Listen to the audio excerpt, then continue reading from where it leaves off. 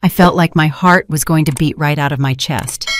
The bedroom door flew open, but it wasn't my husband who walked in. A stranger dressed entirely in black walked straight toward the walk-in closet where I was hiding.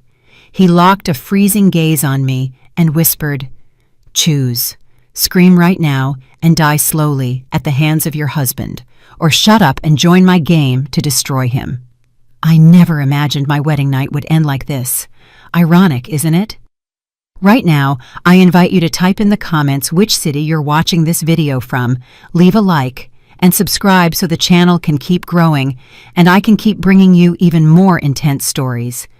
What you can't imagine is that behind this friendly intro lies Amara's personal hell. The wedding had been as majestic as it was exhausting. The reception hall of the five-star hotel, hours earlier packed with hundreds of guests, dazzling crystal chandeliers, and a constant hum of congratulations and laughter, was now silent. In the bridal suite, an almost unreal calm reigned. Amara stood in front of a massive floor-to-ceiling mirror, wrapped in an ivory wedding gown, with a veil of the finest lace cascading over her shoulders. She took a deep breath, trying to regulate the racing beat of her heart. This was, she repeated to herself over and over, the most anticipated day of her life. She had finally become the wife of Kyrie, the man who, for the last 2 years, had been her rock when she lost her parents and had to assume the inheritance of the Vance legacy group. She absently caressed the gold ring shining on her finger. She smiled, remembering the moment that very morning when Kyrie had said, "I do," with a firm, confident voice. In her eyes, he was perfect. Educated, attentive, a God-fearing man, and hard-working, the ideal partner to share life with, and moreover, the perfect partner to continue directing the company her late father, Marcus Vance, had left her. Amara felt like the luckiest black woman in the world. She observed the room, red rose petals scattered over the king-sized bed, aromatic candles lit in the corners, a romantic warmth floating in the air. Suddenly, a playful idea struck her. Kyrie was downstairs in the lobby, sorting out the checkout for some relatives staying at the hotel. It was the perfect opportunity to prepare a little surprise.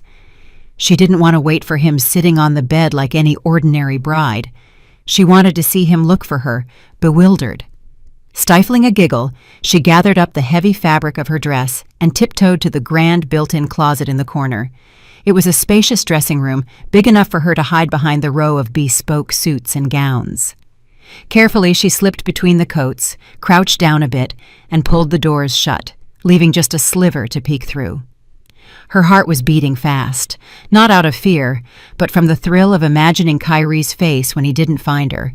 She imagined him walking in, calling her name, maybe a little alarmed, and her jumping out of the closet to hug him from behind. She held her breath, strained her ears, and waited in the darkness. Minutes of silence passed. Finally, she heard the soft beep of the keycard sliding into the lock, the click of the mechanism, the sound of the handle turning. Amara smiled in her hiding place and prepared to jump out. Footsteps were heard entering the room, firm strides on the marble foyer that were then muffled as they reached the plush carpet. She mentally counted to 3, ready to leap, but froze instantly. Through the narrow crack in the closet door, she saw the man who had just entered. It wasn't Kyrie. The newcomer was dressed completely in black, leather jacket, dark jeans, a fitted cap obscuring part of his face. His figure was robust, broad-shouldered, but his posture didn't match her husband's. A chill ran down Amara's spine. Was it a thief? Someone ready to hurt her? She covered her mouth with both hands to keep from letting out a scream, praying this stranger would just grab something valuable from the vanity and leave without noticing her presence. However, her hopes shattered when the man didn't head for the bed or the desk. He closed the door calmly, engaged the deadbolt, and then walked in a straight line toward the closet where she was hiding with a certainty that froze her blood. His eyes seemed to pierce through the wood as if he knew exactly where she was. Amara was trembling. Tears of fear blurred her vision. When the man's hand pulled the doors and threw them wide open, she recoiled until she hit the back of the closet, ready to scream. He raised an index finger to his lips, commanding silence. Under the interior light, his face was revealed. Hard features, a sharp jawline, deep mahogany skin, and a small scar on his left temple. His name was Idris, though Amara didn't know that yet. He wasn't carrying a knife or a gun. The only thing he was holding was a smartphone. He looked at her with urgent coldness, with no trace of lust or gratuitous cruelty. Without saying a word, he brought the phone screen close to her face and pressed play on a voice recording. The volume was maxed out. The voice that poured from the speaker sounded as close as if the owner were in the room. And it was a voice Amara knew too well, Kyrie's voice, the man who hours before had promised her eternal love at the altar. In the audio, Kyrie could be heard laughing in a way she had never heard, a dismissive, almost malignant cackle. Then he spoke. He said he was finally married, that he almost vomited from feigning so much sweetness and devotion for 2 years, that he was sick of pretending to be the perfect man to win that woman's trust. The recording continued. Kyrie confessed he had simulated being responsible, punctual at church, attentive to the sermons, just to look good in front of her and the community. Another voice intervened, female, honeyed, and familiar. Sienna, the young woman he had always introduced as his distant cousin, an orphan girl he was supposedly helping out. Her tone in the recording was playful and provocative, so different from the sweet humility she showed Amara. Sienna asked him for patience, reminding him it was all for their future together. Then Kyrie, with a cold and calculating voice, explained his true plan. Now that Amara was his wife, the money would be within his reach too. In 3 months, he planned to destroy her psychologically. He would exploit the fact that her mother, Eleanor, had died from severe depression to convince the world that Amara had inherited the same madness. Amara listened, unable to move a muscle, as Kyrie planned to mix drugs into her drinks to cause hallucinations, panic attacks, and erratic behavior. His goal was to get her declared incompetent to run the company, secure power of attorney over everything, drain the Vance accounts, divorce her, and lock her in a psychiatric facility. Afterward, he said, he would go off with Sienna to live the good life in Europe. Amara's world collapsed in that instant. Her legs gave out, and she slumped down among the piles of shoes at the bottom of the closet. Her face went as pale as a funeral sheet. Every word of the audio was a stab directly to the heart. Kyrie, her husband, the man she trusted most, was a monster.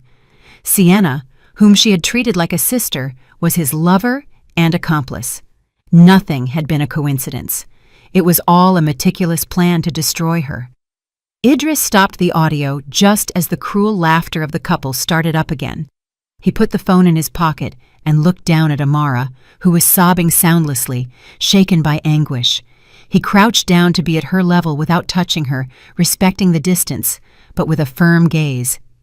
At that moment, footsteps were heard in the hallway, a voice humming happily. It was Kyrie's real voice, returning from the front desk. The handle of the main door moved, but the security chain prevented it from opening fully. "Babe, why is this locked from the inside? You changing?"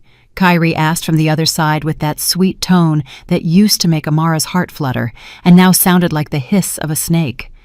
Idris locked eyes with her and whispered, barely moving his lips, "You have 2 options.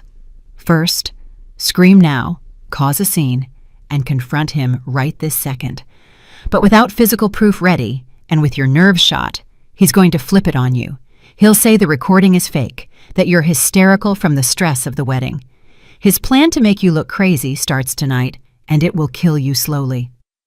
He paused briefly while Kyrie called out again, this time a bit louder, but still patient. "Second option, you shut up, wipe those tears, step out of this closet, and pretend nothing happened. You play his game, but our way. Tonight, you will be the perfect wife he expects to find.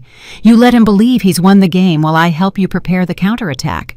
We will destroy him slowly, with the same cruelty he had reserved for you. Choose, Amara. Scream and lose, or stay quiet and win." She looked at him with red-rimmed eyes, unable to speak. Amidst the pain, a spark of rage began to ignite. She remembered her parents, the company built on her father's sacrifice, the pride of the Vance family name. She couldn't let an opportunist like Kyrie take it all. She took a deep breath, wiped her tears with the back of her hand, and nodded. She chose to fight.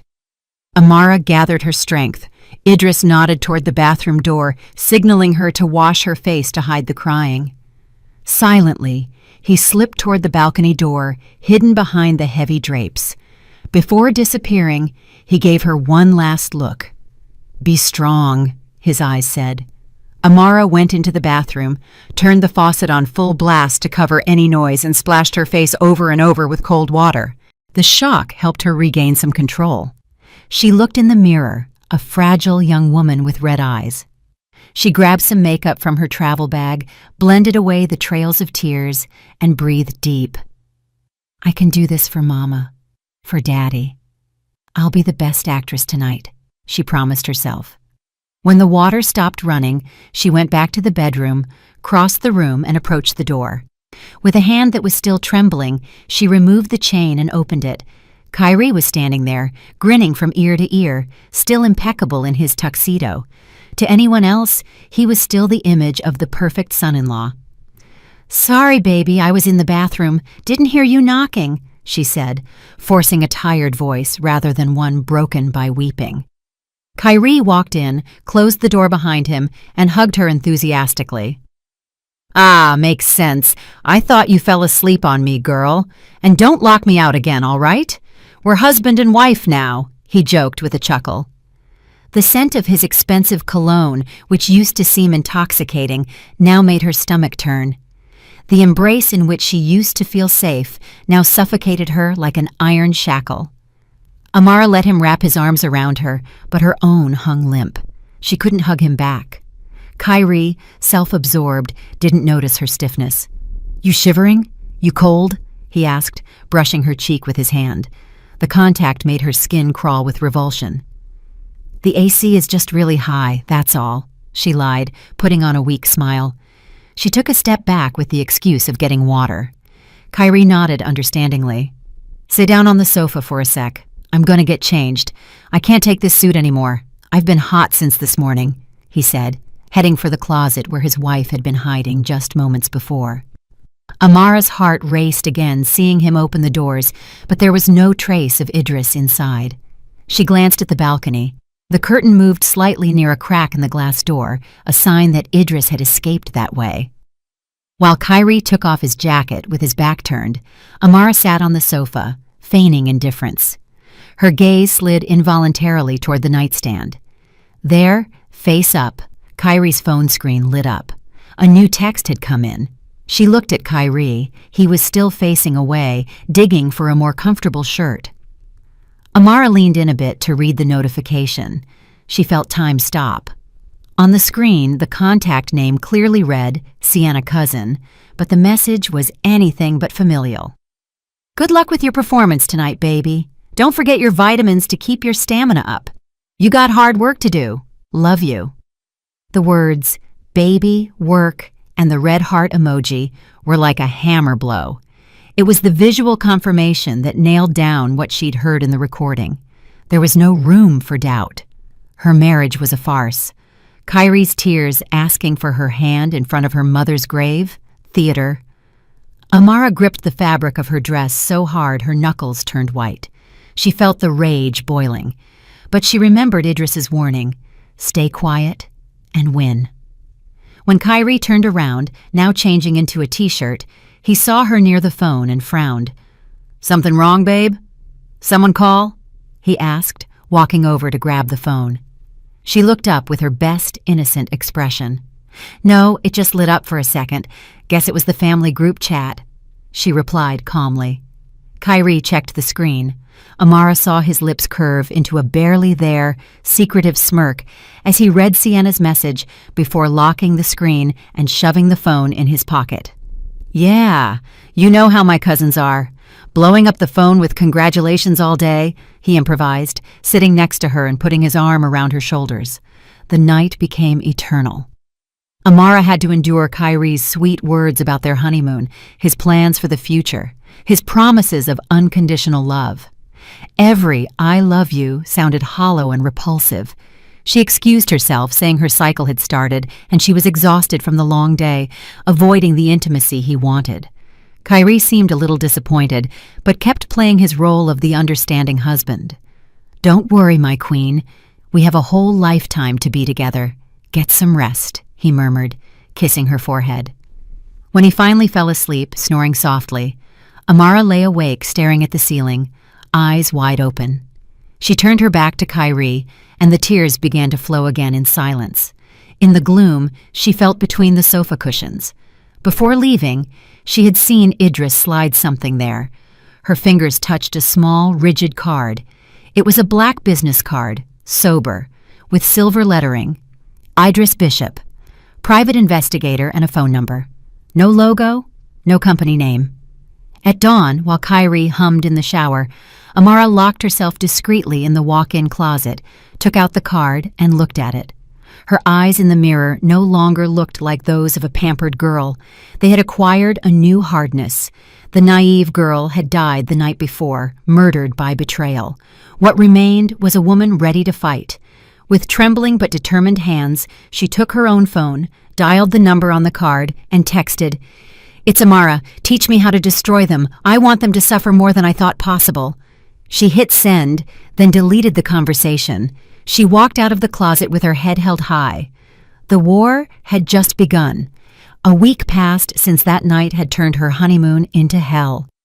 To the outside world, Amara and Kyrie's marriage seemed idyllic. Perfect photos appeared on social media, affectionate gestures, romantic brunches. Inside the family mansion in Buckhead, however, a calculated farce was being staged. Amara had become a consummate actress. Every morning she smiled sweetly at the man she actually wanted to poison. She allowed Kyrie to caress her, to call her "my queen," while inside she accumulated a repulsion that turned into fuel for her determination. That morning, the sun bathed the dining room in golden light, but the atmosphere felt icy to her. Kyrie was devouring the breakfast prepared by the staff with gusto. Amara, in front of a bowl of oatmeal, was just playing with her spoon. Kyrie put down his silverware and looked at her with feigned tenderness. "What's wrong, babe? You've barely eaten these past few days. Still worried about the company?" he asked, reaching out to take her hand. She felt nauseous at the contact, but forced herself to maintain the scene. "Yeah, I have a headache all the time. I'm exhausted with all the paperwork from Daddy's estate. It's all too much for me," she lamented with a weak voice, carefully rehearsed with Idris. Kyrie smiled with a satisfaction so subtle it almost went unnoticed, but Amara caught it. "See? I told you not to pressure yourself so much. Your mental health comes first, honey. Remember how your mom started feeling? Those migraines, the anxiety? I don't want you ending up like her," he said, invoking the memory of the woman Amara had loved most to support his plan. She had to swallow the rage of hearing her mother Eleanor's name used as a manipulative tool. She lowered her head and nodded weakly. "I know. I'm scared of ending up like Mama," she whispered, feeding the narrative Kyrie needed to believe. Mid-morning, she asked for permission to go to the salon to try and relax. Kyrie not only let her go, but celebrated it as a sign that she was starting to distract herself with superficial things. Amara, however, had another appointment. She took an Uber, switched vehicles halfway to ensure no one followed, and arrived at a small, discreet coffee shop on the outskirts of Atlanta. At the darkest table in the corner, Idris was already waiting in a cap and plaid shirt. There were no affectionate greetings. She barely sat down before he pushed a thick manila envelope toward the center of the table. "Here's the result of the additional investigation you asked for," he said in a low, contained voice. "I reviewed the supposed car accident your father died in a year ago. The police closed it as brake failure, but my gut said otherwise." Amara looked at the envelope with shaking hands, opened it slowly, and pulled out several photos of her father's mangled luxury sedan, followed by bank statements. Idris pointed to some lines with his finger. "These are transfers made 2 days before the accident from a personal account of Kyrie's to a guy named Rahim, an ex-mechanic with a record. Look at the figure, $50,000, just when Kyrie had an online gambling debt of almost 300 grand about to come due. Amara covered her mouth in horror, seeing the dates and the amount. "Are you saying Kyrie had my father's brakes tampered with?" she murmured, barely voiceless. Idris nodded. "Your father refused to lend him money to cover his bets. Kyrie got desperate. Collectors were chasing him. Taking your father out of the picture and marrying you as fast as possible was the perfect way to access the fortune and control of the company. He's not just a cheater and a scammer, Amara. He's a murderer." Idris stated it without embellishment. Tears welled up again, this time mixed with anger so intense her chest hurt. The man she slept next to every night had organized the death of his own father-in-law. She clenched her fist so hard her nails dug into her palm. "I'm going to kill him," she muttered with hate. "I'm going to kill him with my own hands." "No," Idris cut her off immediately, looking at her sternly. "If you kill him, you end up in prison. Sienna plays the victim and keeps enjoying whatever you lose. There is a sentence much worse than a quick death. Let him lose his freedom, his reputation, his money, and his power. Let him rot in prison for the rest of his life. That is justice." Amara wiped her tears abruptly, took a deep breath, and let the words settle. "You're right. Dying would be too easy for him. He has to live his own hell." That same night, returning home, a new test awaited her. She found Kyrie in the living room, sitting on her late mother's favorite sofa, accompanied by Sienna. Seeing that woman in her house, smiling with false modesty right where her mother used to read, turned her stomach. Kyrie stood up with an exaggeratedly happy expression. "Babe, you're home. Look, remember Sienna, the distant cousin who came to the wedding? She got kicked out of her apartment because of some lease issue. She's alone in the city. I told her she could stay here a few days. I mean, the house is huge. We have plenty of rooms," he explained as if he were doing an act of charity. Sienna stood up with a pleading gesture. "I'm so sorry to bother you, Amara. I don't want to be a burden. Kyrie is the only family I have here. I didn't know where to go," she said, with that sweet voice that was so deceiving. Amara observed her, young, pretty, clothes a bit tight, but pretending to be modest. Behind that good girl face, she could already see the snake. She forced a warm smile. "Please, Sienna, don't talk nonsense. You're family. Make yourself at home. It'll be good for me to have company when Kyrie is at the office. We can chat," she replied with an impeccably kind tone. Kyrie and Sienna exchanged a quick look, relaxed by what they thought was naive acceptance. They didn't imagine that Amara actually felt favored. Having the enemy under the same roof would make it easier to watch her. That same night, while Kyrie and Sienna chatted on the terrace, Amara slipped into the study and the living room. She took several tiny button-shaped cameras Idris had given her out of her purse and stuck them in strategic spots. Behind a painting in the living room, among the books in the study, next to the kitchen cabinet, all connected to a burner phone she hid in her room. Before sleeping, now alone, she checked the camera app. The image of the kitchen appeared sharp on her screen. There was Kyrie preparing tea, the herbal tea she used to drink at night. Amara saw him look around nervously, take a small packet from his pocket, and pour a white powder into the cup meant for her, stirring until it dissolved. His face, far from affectionate, showed coldness and concentration. Amara recorded the clip and saved it. It was the first clear proof of poisoning. She looked at the screen with a new coldness. "Prepare your poison, Kyrie, but not a drop will enter my body," she told herself. The silent war inside that mansion had just been officially declared. The next morning, Kyrie entered the bedroom with a tray, a steaming cup, and some toast. He placed everything with theatrical delicacy on the nightstand. "Good morning, my beautiful wife," he greeted, sitting on the bed and stroking her arm. "I made you a special tea. It's a recipe a doctor friend gave me. They say it helps calm the nerves, prevents depression and stress. I don't want you ending up like your mother," he added, using Eleanor as a weapon again. Amara had to suppress the urge to throw the liquid in his face. She sat up slowly, feigning exhaustion. "Thank you. You're so attentive to me," she answered, taking the cup in her hands. The heat seeped through the porcelain, but her heart was frozen. She inhaled the aroma. Behind the jasmine scent, she detected a chemical note, almost imperceptible, that perhaps others wouldn't have noticed. Kyrie watched her unblinkingly, waiting to see the concoction go down her throat. She knew she couldn't refuse it. That would raise suspicions. She needed to fake it. She touched the cup to her lips and simulated a small sip. Then she started coughing as if she had burned herself. "Ouch! It's really hot," she complained, moving it away a bit. "Careful, honey," he said, somewhat impatient beneath the mask of concern. Then his cell phone rang on the dresser. Kyrie turned instinctively to look at it. In that brief instant, Amara tilted the cup toward a large potted sansevieria, a snake plant, next to the bed, and poured almost all the contents onto the soil and decorative stones. The liquid was absorbed without leaving hardly a visible trace. When Kyrie turned back, she was already bringing the cup to her mouth to make a final swallowing gesture. Then she left it on the tray, empty save for a little sediment. "It tastes weird, a little bitter," she commented, almost baiting him. Kyrie smiled, relieved to see the apparently empty cup. "It's normal. Good herbs are always bitter. You'll get used to it. Now go shower. You have the meeting with the shareholders today. You need to look perfect," Kyrie reminded her. He was counting on the drug kicking in during that meeting, so Amara would seem confused and unbalanced in front of the investors.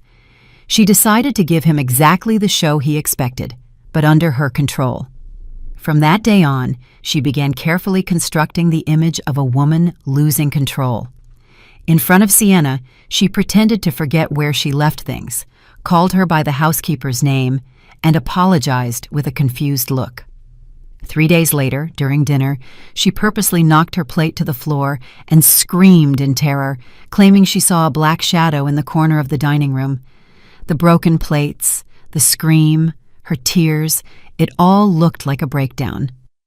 Kyrie and Sienna acted perfectly.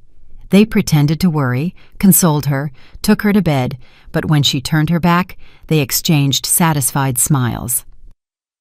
"The meds are working faster than we thought," Kyrie whispered to Sienna, convinced no one heard them. Parallel to the theater, Amara continued with her main mission. Idris had provided more intel. Sienna kept an old apartment in someone else's name where she kept a safe with key documents, fake passports, real identities, and papers for a religious marriage between her and Kyrie celebrated 2 years prior. It was proof that the union with Amara had been a fraud from the start. On Friday, Sienna announced she would be at the beauty salon all day. Kyrie had a golf game scheduled with partners, actually a trap meeting organized by Idris to keep him occupied. Amara faked a migraine and said she would stay home. As soon as Sienna's car crossed the gate, she changed in record time. Tight black clothes, a cap, face mask, she left through the back door where a taxi hired by Idris was waiting. The ride to the apartment building felt eternal. Her first clearly illegal act, breaking into someone else's home. She didn't care.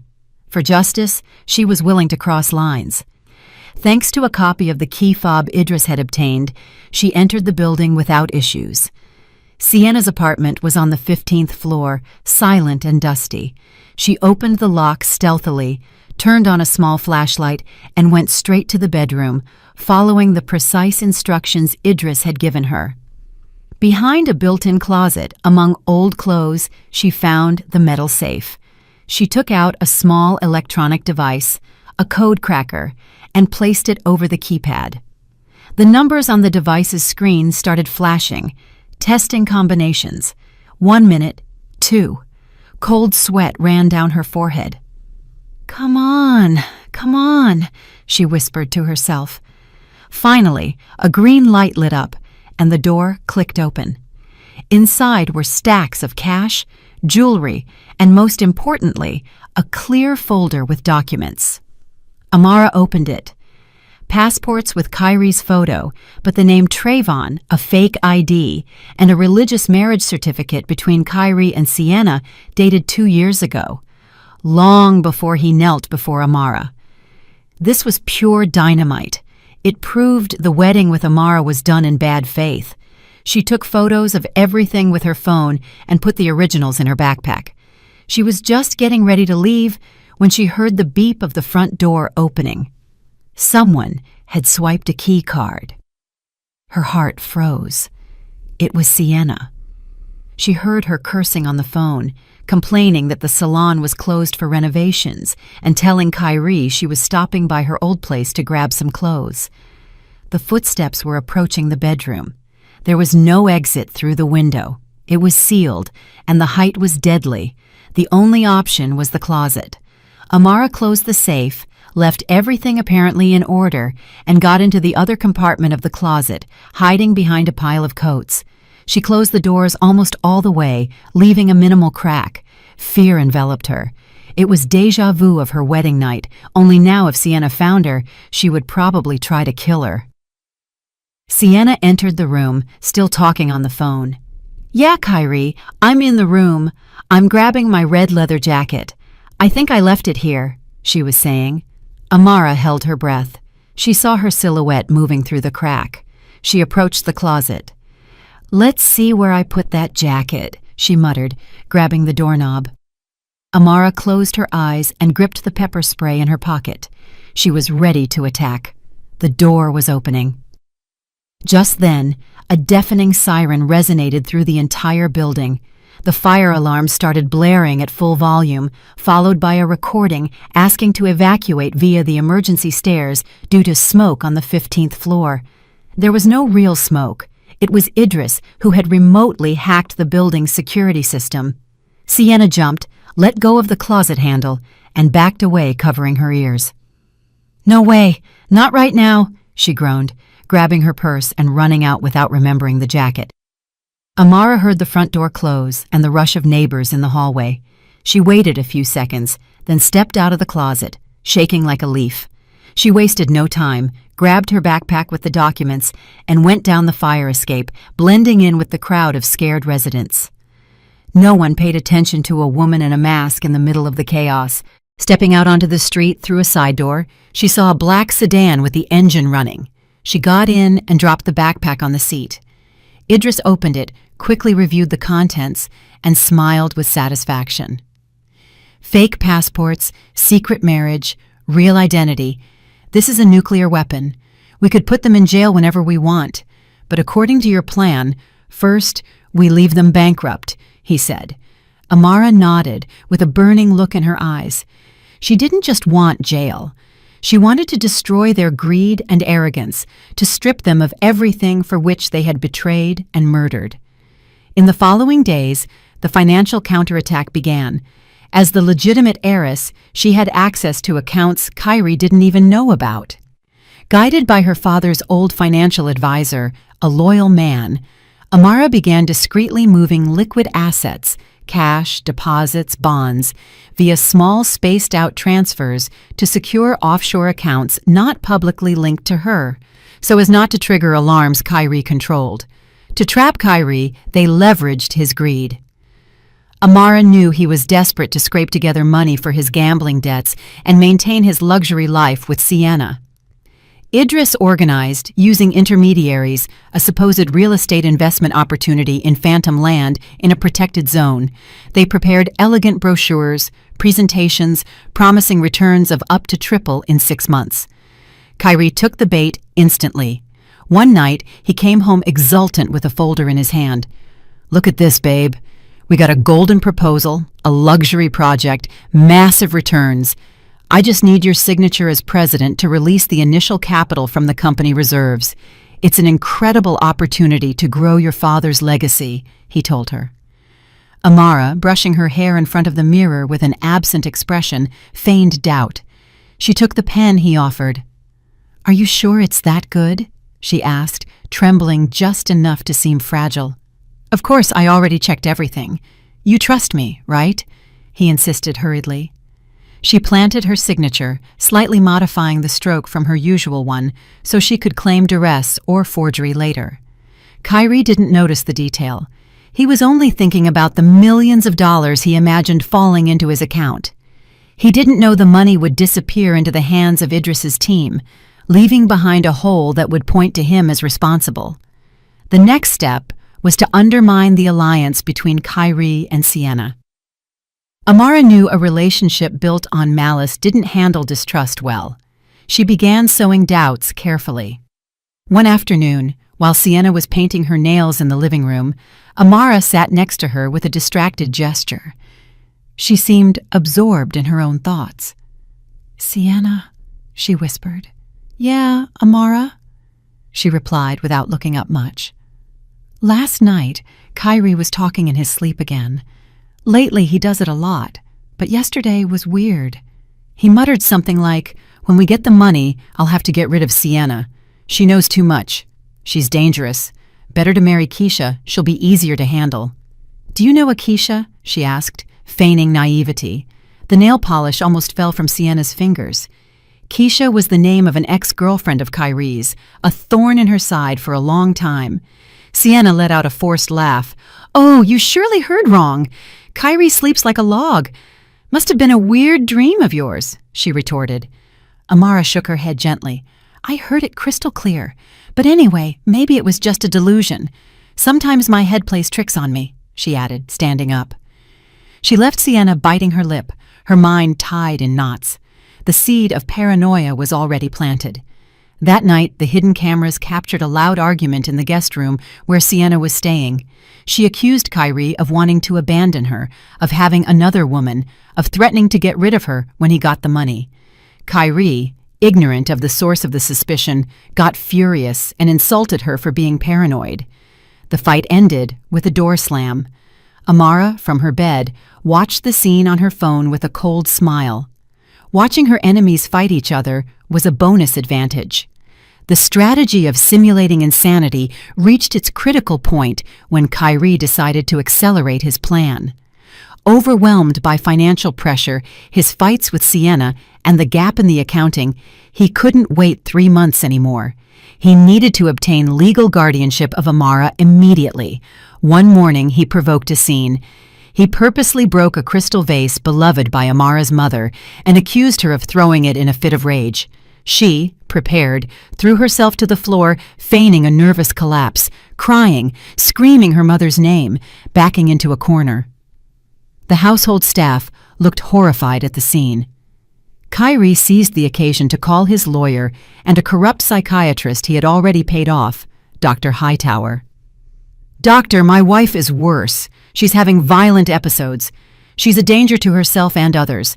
I need you to come today to do an evaluation and issue a report to request legal custody," he moaned into the phone, faking anguish. What he didn't know was that Idris had been tapping his calls for weeks. As soon as he heard the psychiatrist's name, he moved. Dr. Hightower's car was stopped on the way to the mansion in a traffic jam caused by a minor simulated accident. In his place appeared another specialist, Dr. Caldwell, a prestigious and honest psychiatrist from the city hospital, accompanied by 2 nurses from a recognized mental health institution. They rang the doorbell with total formality. Kyrie, seeing a different doctor, was thrown off. "Who are you?" "I was expecting Dr. Hightower," he asked suspiciously. Dr. Hightower had a minor incident. He asked me to substitute for him urgently, Dr. Caldwell explained, showing his credentials. "I understand this is an important evaluation. It's not good to delay it." Kyrie hesitated for a few seconds. Canceling everything in that moment meant losing the momentum he had prepared. Besides, he was convinced the meds Amara had taken would have left her a mental wreck in front of anyone. Confident in his poison, he let them in. The exam took place in the master bedroom. Amara was sitting on the edge of the bed with messy hair and a seemingly lost gaze. Kyrie, Sienna, and the lawyer stood to the side as witnesses. Dr. Caldwell sat in front of her, recorder in hand, and started with basic questions: name, date, location, recent events. Kyrie suppressed a smile, expecting Amara to babble incoherencies about shadows and voices. But to his surprise, she stopped rocking, raised her head, and looked at him with clarity. She tucked a strand of hair behind her ear and answered with a firm voice, "Yes, doctor, I hear you perfectly. I know who I am, I know where I am, and I also know why my husband is so nervous today," she added, glancing sideways at Kyrie. The doctor continued with cognitive memory and calculation tests. Amara answered each one with precision, even the complex math operations, and gave a coherent account of the last few days without contradictions. Kyrie started sweating. How could she be so lucid if she had supposedly taken high doses of psychotropic drugs? Sienna, beside him, clenched her fists. After a long hour of evaluation, Dr. Caldwell closed the folder. "Mr. Sterling," he said, looking at the husband, "according to my assessment, your wife is in perfect mental state. She presents no symptoms of severe depression, psychosis, or delirium.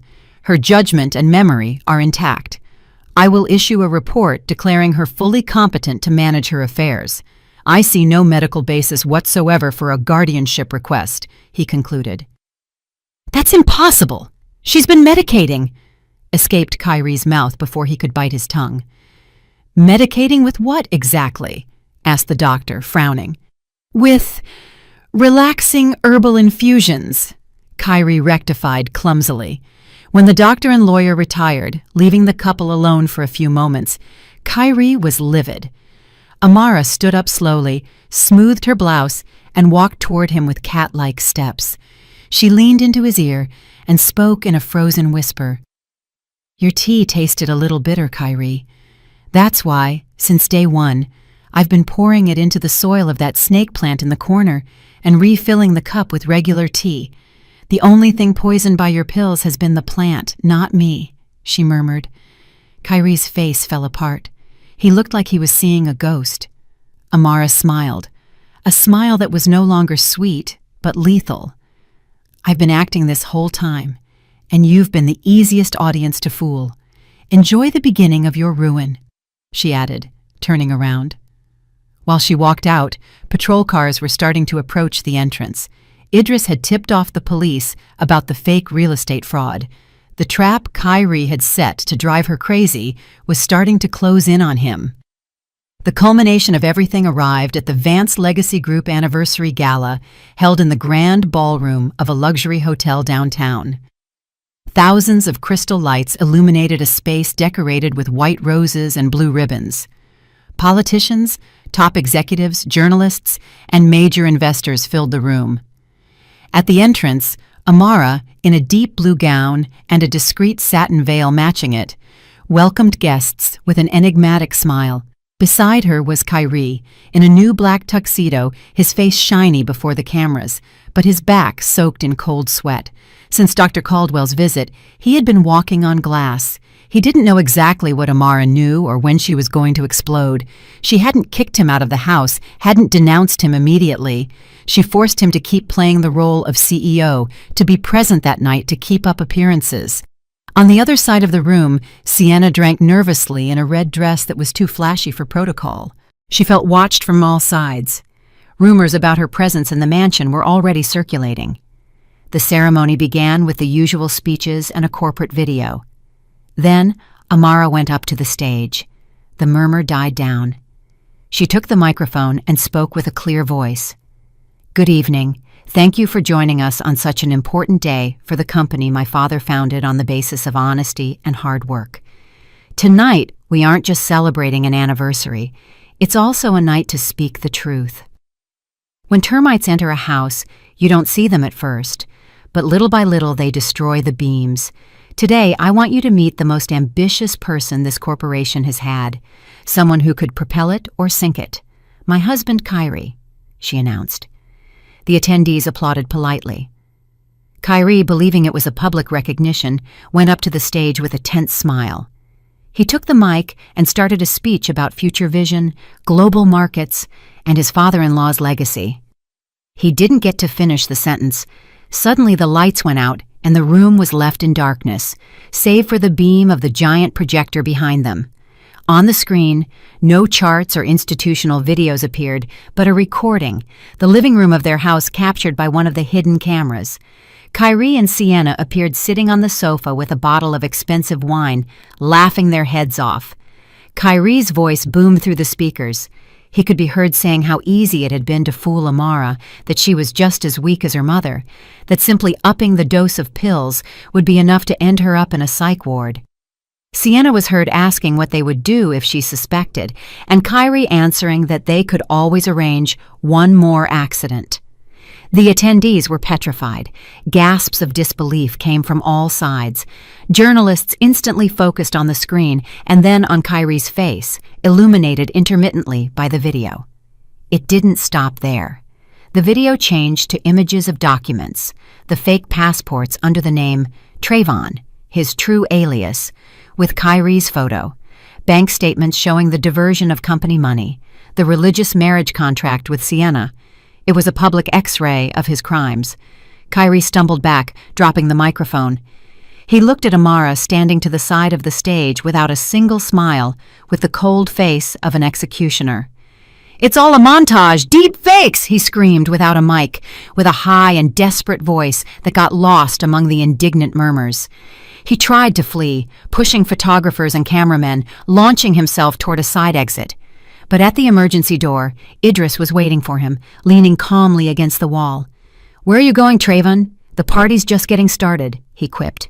Kyrie, beside himself, threw a punch. Idris dodged the blow with ease, immobilized his arm, and slammed him against the wall. In seconds, several police officers who were already inside the hotel pounced to stop him and cuff him. At the other end of the room, Sienna tried to save herself. Seeing Kyrie trapped, she started screaming that he had forced her, that she was a victim, that she could testify against him for the murder of Marcus Vance. She sold him out without shame, but it was too late. The evidence clearly showed her complicity. Plainclothes officers and female agents surrounded her and dragged her out of the room while she kicked, cried, and cursed. The anniversary gala turned into a national scandal. Amara remained on stage watching the two traitors being dragged toward the exit amidst flashes and cameras. She didn't feel euphoric joy, but a deep sense of relief. Still, she knew trapped predators could remain dangerous. 2 days later, the media was still flooded with news about the case. However, the justice system had its cracks. Despite the mountain of evidence for fraud and scams, the accusation for her father's murder required slower forensic analysis. A cunning lawyer, paid with Kyrie's last hidden resources, managed to get a measure of high-security house arrest, alleging heart problems and promising cooperation. Sienna didn't run with the same luck. She remained in a common cell and, furious at Kyrie's betrayal, started singing to the detectives, providing more details that tightened the noose around her lover's neck. Kyrie, although out of jail for a few days, was ruined. His accounts were frozen, the luxury cars and apartment repossessed, rich friends disappeared. He was staying in a cheap motel on the outskirts, hiding from journalists and collectors of his old gambling debts. He felt like the victim of a great injustice, unable to recognize that everything he was living was a direct consequence of his actions. One night of torrential rain, sitting in the damp room, he drank cheap liquor and stared at an illegal pistol he had bought with his last bills. He knew he couldn't escape the country. He was being watched, nor did he want to rot behind bars. If he fell, he wanted to drag Amara with him. "I'm not going to let you win, Amara. Never," he growled, tucking the weapon inside his jacket before stepping out into the downpour. At 2:00 a.m., the Vance mansion rested in silence, with barely any exterior lights on. After the scandal, security had been reinforced, but no one knew the blind spots better than the man who had ordered the old system installed. Kyrie himself scaled a section of wall covered in ivy around the back, dodged the field of vision of some cameras, pried open a small kitchen window with a crowbar, and entered. The thunder and the noise of the rain muffled the shattering glass. The smell of lavender air freshener turned his stomach, reminding him of the home that was no longer his. He advanced stealthily toward the stairs. His destination was as clear as his hate: Amara's master bedroom. But as he crossed the living room, the lights snapped on. Sitting in an armchair waiting for him was Idris. He was wearing normal clothes, no signs of sleep. He seemed to have been expecting him. "I knew the rat would come back to his sewer," he commented calmly, keeping his hand near his waist where he hid his service weapon. "Move! This is between me and my wife," Kyrie roared, pulling out the gun with shaking hands. Idris stood up slowly, raising his hand so as not to provoke. "It's over, Kyrie. Police are on the way. Sienna sang about your location. Turn yourself in and stop making it worse." "To hell with you!" screamed Kyrie, pulling the trigger. The shot resonated through the whole house. Idris threw himself to the floor, using the armchair as a shield. The bullet grazed his left arm, causing blood to flow instantly. Amara, upstairs, woke up startled by the blast. She ran out to the landing of the stairs and saw Kyrie with the gun in his hand, unhinged. "Kyrie!" she exclaimed. Seeing her, he no longer paid attention to Idris. He ran up the stairs at full speed, panting and eyes wild. "Come here! We're gonna die together, Amara!" he screamed, out of his mind. She, scared, didn't lose her head. She didn't run to lock herself in the bedroom, knowing a wooden door wouldn't hold long. Instead, she fled toward the bedroom balcony, an open area overlooking the front garden. Wind and rain hit her face as she stepped out. She backed up until the balcony railing touched her back. Below, the darkness of the garden and the pavement extended far down. Kyrie appeared at the glass door, soaked, gun pointing at her chest. "Show's over. No more cameras, no doctors, no police. Just you and me," he spat, advancing step by step. "You thought you were smarter than me, but you're still the same weak little girl." Amara raised her chin, looking directly at him. The rainwater mixed with the tears she didn't intend to hide. "The weak woman you knew died the night she heard your voice planning to kill me. The one standing in front of you is your worst nightmare," she answered without looking away. Kyrie let out a broken laugh. "Nightmare? You ain't nothing but he started to say, but didn't finish. From behind, staggering, Idris appeared and launched himself at him. The two men fell to the balcony floor, slippery from the water. The gun went flying into a corner. They engaged in a brutal fight, trading blows, rolling from one side to the other. Idris, weakened by the bleeding arm, was starting to lose strength. Kyrie, crazed and running on adrenaline, fought like an animal, biting him and kicking his wound. With an especially strong shove, Kyrie managed to break free and crawled toward where the gun had fallen next to a planter. Idris tried to get up, but his strength betrayed him. "Amara, run!" he managed to yell. But she didn't move inside. She saw Kyrie reaching for the weapon, starting to get up with it. If she fled, Idris would be his immediate target. Something lit up inside her. She remembered the crash course in self-defense Idris had taught her, the basic strikes. She remembered her father and mother. She remembered the trembling girl in the closet and decided she would never be her again. When Kyrie was halfway up, before he could aim, Amara ran toward him and launched a frontal kick with all her strength, driving her heel into Kyrie's solar plexus and then shoving his shoulder. Soaked, standing on wet tiles and off balance, he lost his footing. He stumbled back against the low railing of the balcony, which he himself had insisted on giving that minimalist design, and fell into the void.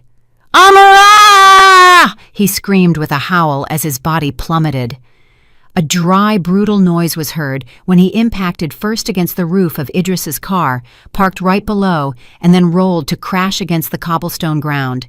The gun fired into the air aimlessly before landing far away. A strange silence followed the crash. Only the drumming of the rain filled the air. Amara stood motionless, gripping the railing, breathing heavily. She looked down.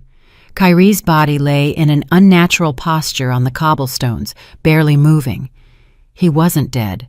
The car had cushioned part of the blow, but one of his legs was clearly shattered. Idris sat up with effort, got to his feet beside her, and rested his good hand on her shoulder. "You did good, Amara," he whispered before slumping down again from exhaustion. In the distance, sirens could already be heard approaching. Blue and red lights began to reflect on the facade. The fall of a king had been caused by the queen he underestimated. Minutes later, the house was full of police and paramedics. While they attended to Idris and prepared Kyrie to be transported in handcuffs to a prison hospital, Amara went down to the entrance. She observed her husband, That man she had once loved, soaked, dirty with mud and blood, screaming in pain when the officers immobilized his broken leg to load him onto the stretcher. There was nothing left in him of the confident seducer who walked the halls of power. He was just a defeated criminal. Amara walked up under the rain to the edge of the stretcher. An officer wanted to intervene, but she looked at him with determination, and he stepped aside. She raised her hand and calmly slid the wedding ring off her finger. She felt the cold of the metal for the last time before letting it drop onto Curie's chest. The small clink it made, hitting his shirt buttons, echoed in their heads. "Take it," Amara said with an icy voice. "Consider it my last charity. You can sell it to buy cigarettes or instant ramen at the prison commissary. Because starting today, not a single dollar of my father's money will reach your hands. Your name has been erased from the history of this family." Kyrie looked at her with wide eyes. He wanted to scream insults, curse her, but the words choked him. In her pupils, he saw something he had never seen before. Pure fear. The man who had always believed he was in control now found himself facing a woman who had survived everything he had attempted. While they loaded him into the ambulance, in another part of the city, fate was also catching up with Sienna. After securing brief freedom on bail, she had tried to flee the country with a fake passport, buying a ticket to a place with no extradition treaty. But immigration systems already had her face and prints flagged in red. At the automatic airport checkpoint, alarms went off. In a few seconds, TSA agents surrounded her. She shrieked, claimed she was pregnant, begged for mercy, but ended up with wrists cuffed, recorded by dozens of cell phones. The video of her capture went viral at the same pace as Kyrie's fall. Back at the mansion, when the ambulance with Kyrie and the patrol cars drove away amidst sirens, the rain began to subside. Amara remained on the porch, watching the lights disappear. Idris, with his arm bandaged, stepped out beside her. He said nothing. His presence was support enough. She looked at him sideways. "Does it hurt a lot?" she asked, feeling guilty. He sketched a tired smile. "It doesn't even touch the pain you've endured these months. The arm will heal in a couple of weeks. Your heart will take a little longer." Amara nodded. For the first time in a long time, she took a deep breath without feeling an oppressive weight on her chest. She smelled the wet earth, the clean scent after the storm. That was the smell of freedom. 6 months later, the seasons had changed, and so had Amara's life. Justice, though slow, had finally fallen with force. The trial of Kyrie and Sienna was one of the most followed by the press. In the packed courtroom, Kyrie appeared in a wheelchair. The leg never fully recovered, partly due to fights he had provoked in prison and partly due to his own negligence. He was gaunt with premature gray hair. Beside him, Sienna showed a face without makeup, dull and unrecognizable. The judge was relentless. Forensic evidence confirmed the tampering with Marcus Vance's car brakes, the money transactions, the planning of Amara's poisoning, the corporate fraud, the attempted murder with a firearm. The sentence was clear: life in prison for both, without parole. Sienna erupted in screams, insulting Kyrie, the judge, everyone while they dragged her out. Kyrie, on the other hand, could only hang his head while silent tears fell onto his lap. It wasn't clear if he was crying from guilt or rage, but it didn't matter anymore. He had lost his freedom, his status, his money, and even his winner image. He had a whole life left to live with what he had done. Leaving the courthouse, journalists surrounded Amara. This time she didn't hide or dodge the cameras. She wore an elegant blazer, a modern silk scarf, and a serene expression. She answered a few questions calmly, making it clear her priority now was to lead Vance Holdings with transparency and strengthen social programs in memory of her parents. She wasn't a victim. She saw herself as a survivor and a leader. Under her command, the company flourished. She purged the board of Kyrie's accomplices, hired capable and trustworthy people. She reinforced internal controls. In the business world, they started calling her the Iron Lady of the Vance Empire, firm but empathetic. One afternoon, leaving the office, instead of going straight home, She drove to a tree-lined cemetery on the outskirts. The sky was dyed in shades of orange and violet. She walked along the stone path with 2 bouquets of white lilies in her hands. She stopped before 2 tombs tended with care. The black marble headstones showed her parents' names. She crouched down, placed the flowers, and ran her hand affectionately over the engraved names. "Mama, Daddy, it's done," she whispered. "They paid for what they did to us. The company is safe. So am I. You can rest easy. I promise I'll take care of everything you built." A soft breeze stirred the fabric of her scarf like an invisible caress.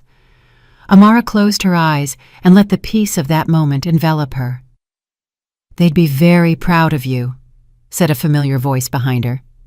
Amara turned and found Idris, more formal than usual, in a light blue button-down and dress slacks without his old leather jacket.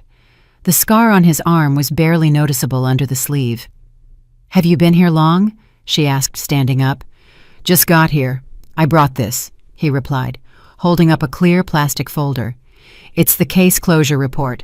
Officially, you no longer need the services of a private investigator." She took the folder, but instead of looking at the papers, she looked at him.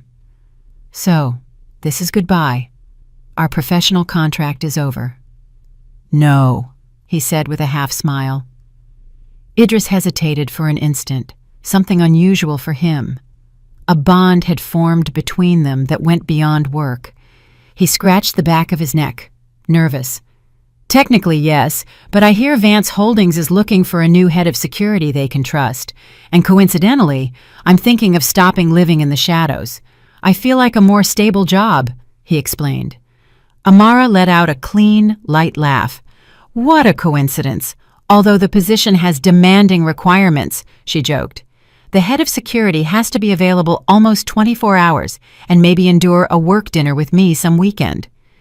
Idris grinned openly, a smile that made him look younger and less imposing. "I think I fit that profile, especially the dinner part," he answered. They stood together in silence, watching the sunset. They didn't speak of love or future commitments. Amara didn't want to give herself away lightly again. Both knew that what they had needed to be built slowly, on trust and time, not on the urgency of trauma. But in the way Idris looked at her and the calm she felt by his side, one could sense the future could be luminous. That night, Amara returned to the mansion, which finally felt like a true home. She went up to the master bedroom she had completely redecorated. Walls in light tones, furniture rearranged, no trace of Kyrie. She walked to the new walk-in closet, opened the doors, and gazed at her work suits perfectly organized. She remembered the terrified young woman who had shrunk in the back of a similar closet, trembling while listening to her sentence in the form of a recording. That scene seemed to belong to another life. She approached the vanity, opened a small case, and took out a black card, Idris's old business card. She looked at it for a moment and smiled before putting it back. She wouldn't throw it away. It was a reminder that she had fallen very deep, but also that she had known how to get up. She closed the closet doors with a decisive click. She turned off the lights, leaving only the bedside lamp on, and lay back in bed. She tucked herself in, closed her eyes, and for the first time in a very long time, she fell asleep without fear of not waking up, without fear of being poisoned or attacked in the dark. The door to her past, with its shadows and pain, had closed at last.